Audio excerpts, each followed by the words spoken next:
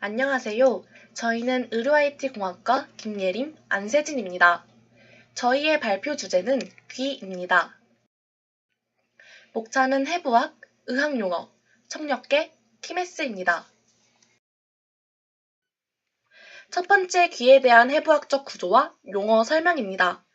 귀는 청각과 평형 감각을 담당하는 기관으로 세 부분으로 이루어져 있습니다. 바깥귀 외이와 가운데귀 중이, 마지막으로 속귀, 내이 또는 위로입니다. 바깥귀, External ear.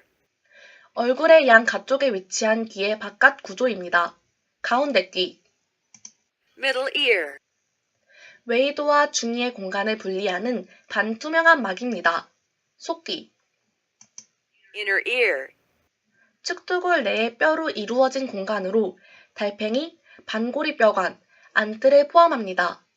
고막, Tympanic membrane. 바깥귀와 가운데귀의 경계에 위치하는 두께 0.1mm의 얇고 투명한 막입니다. 소리 진동을 귓속뼈로 전달하는 역할을 합니다. 유스타키오관, Eustachian tube. 중이와 인두를 연결하는 관으로 가운데귀의 환기를 담당하고 가운데귀의 압력이 바깥귀의 압력과 같게 조정해주는 기능을 합니다. 소리는 바깥귀의 귓바퀴, 바깥 귀길로 이동한 후 가운데귀의 고막, 귓속뼈, 타원창으로 이동합니다. 그리고 속귀의 달팽이, 청각신경으로 이동합니다. 이렇게 전달된 소리는 마지막으로 뇌의 축두엽에 전달되어 들리게 됩니다. 두 번째로 귀, 오토의 결합형으로 구성된 의학 용어를 살펴보겠습니다. Ataxia. 알지아는 통증을 의미하는 전미사로 귀앓이, 귀통증을 의미합니다. Otomycosis. 마이코시스는 진균증을 의미하는 전미사로 이 진균증을 뜻하며 외이도의 진균 감염증입니다. Optopieria. 파이는 고름을 뜻하는 결합형이고 레아는 흐름, 배출을 의미하는 전미사로 귀 고름을 뜻합니다. Oteria. 레아는 흐름, 배출을 의미하는 전미사로 귓물을 의미합니다. Otosclerosis. 스켈로시스는 경화증을 의미하는 전미사로 귀 경화증을 뜻합니다. 등골의 의상에 의한 청각 상실을 초래하는 병적인 상태입니다. Otorhinolaryngologist. 리노는 코를 의미하는 결합형이며 라잉은 인두를 의미하는 결합형입니다. 로지스트는 학자를 의미하는 전미사로 이비인후과 전문의입니다.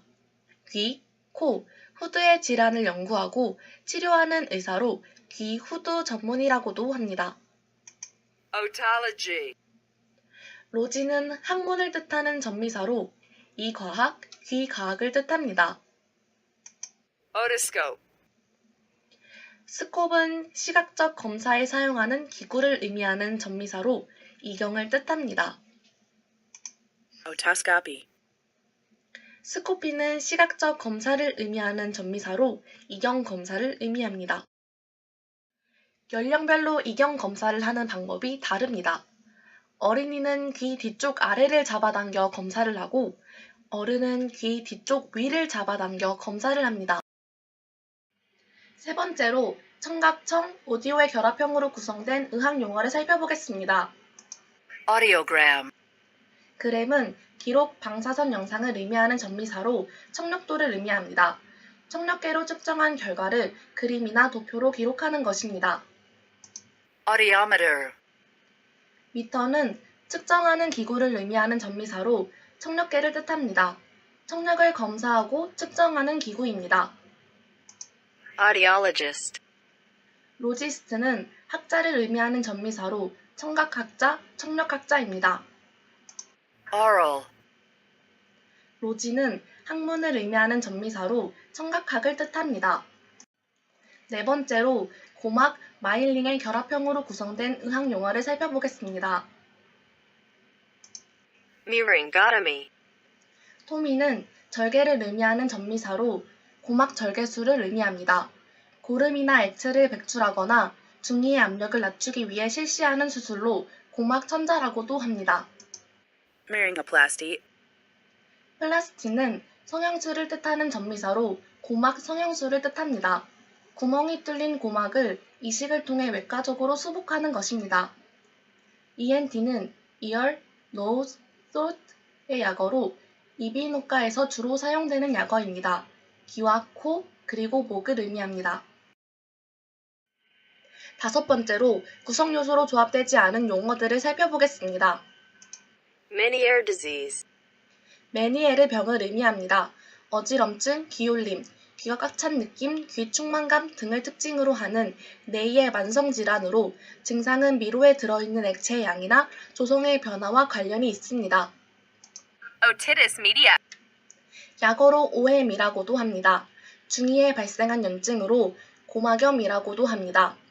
정상적인 고막은 B 사진과 같은 모양이지만 중이염이 온 고막은 A 사진과 같이 고막의 융기, 구멍 뚫림, 충혈 등이 나타납니다. Tinnitus. 기울림, 즉 이명을 의미합니다. 귀 속에서 윙윙거리는 소리가 들리는 것입니다. 메니에르 병의 증상 중 하나입니다. Vertigo. 어지럼증, 즉 현기증을 의미합니다. 자기 몸 또는 주위 공간이 돌고 있다고 느끼는 이상 감각이며 이 증상이 나타나면 속기의 질환을 의심해 볼 수 있습니다. 이 또한 메니에르 병의 증상 중 하나입니다. Otitis externa. 웨이도염으로 웨이도에 생기는 염증을 뜻합니다. 다음은 청력계에 대한 설명입니다. 왼쪽 사진은 청력계를 나타내는데 이는 귀의 감도를 조사하는 장치입니다. 소리를 수 데시벨마다 차례로 강하게 하거나 약하게 하면서 단속하여 피 측정자의 최소 가청값을 정해 결과를 청력으로 나타냅니다. 오른쪽 사진은 청력도를 나타냅니다. 수능 청력 역치를 기록하기 위해 사용하는 도포입니다. 가로축은 음의 고저와 관련한 주파수를 말하며 세로축은 소리의 강약을 의미하는 데시벨을 말합니다. 청력 검사는 두 가지가 있는데 하나는 기도 검사이고 나머지 하나는 골도 검사입니다. 기도 검사는 고막을 통해 듣는 소리의 역치를 측정하는 검사이고 골도 검사는 뼈로 듣는 소리의 역치를 측정하는 검사입니다. 기도 검사 시 오른쪽 귀는 파란색 동그라미, 왼쪽 귀는 파란색 X로 표시하는 반면에 골도 검사 시 오른쪽 귀는 오른쪽으로 꺾어진 꺽쇠, 왼쪽 귀는 왼쪽으로 꺾어진 꺽쇠로 표시합니다. 20데시벨까지가 청력의 정상 기준이며 그 이상은 정도에 따라 경도, 중도, 고도, 심도로 분류됩니다. 20데시벨까지가 청력의 정상 기준이지만 나이에 따라서 들리는 데시벨이 다른데요. 지금 이 소리는 대부분의 사람들이 들을 수 있는 소리입니다. 12kHz로 50대 이하 사람들이 들을 수 있는 소리입니다. 14.1kHz로 40대 이하 사람들이 들을 수 있는 소리입니다.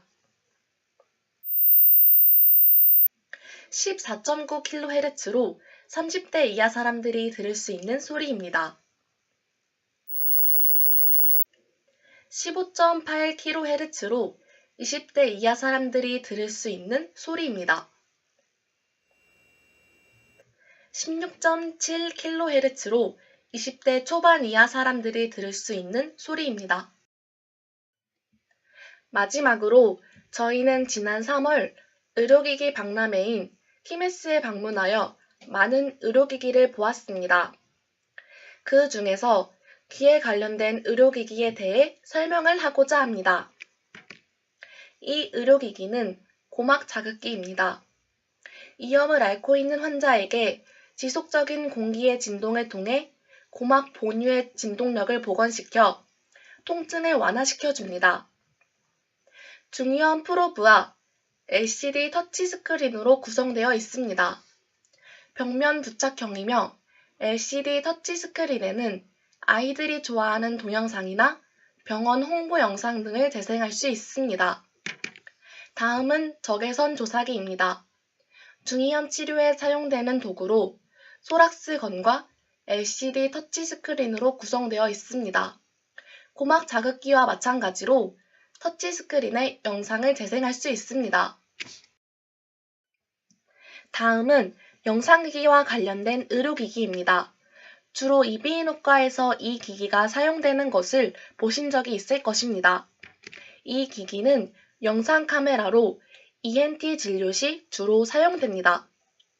LED 램프와 무선 기술을 가지고 있어 더욱 편리하게 진단을 할 수 있습니다. 이것을 귀에 꽂으면 화면을 통해 귓속을 볼 수 있는데요. 전용 소프트웨어를 통해 PC 화면에서 영상을 확인할 수 있습니다. 초점 조절기를 사용하여 실시간으로 이미지의 초점을 쉽게 맞출 수 있습니다. 일회용 이경팁 끼워 사용합니다. 다음은 포터블 광원 장치입니다. 이동과 휴대가 용이한 펜라이트로 내시경과 광원 장치를 연결하여 사용합니다. 일회용 이경팁을 끼워서 사용할 수도 있습니다. 스마트폰 어댑터를 이용할 수도 있는데요. 스마트폰 어댑터에 휴대폰을 넣고 접안 렌즈를 끼운 후 이것을 내시경과 광원 렌즈를 연결한 것을 결합하여 사용할 수 있습니다. 마지막으로 내시경용 영상 이미지 시스템입니다. 거미경과 연결하여 스크린으로 귀 내부를 볼 수 있도록 도와주는 기기입니다. 이상으로 귀에 대한 의학 용어 및 키메스 의료기기에 대한 발표를 마치도록 하겠습니다. 감사합니다.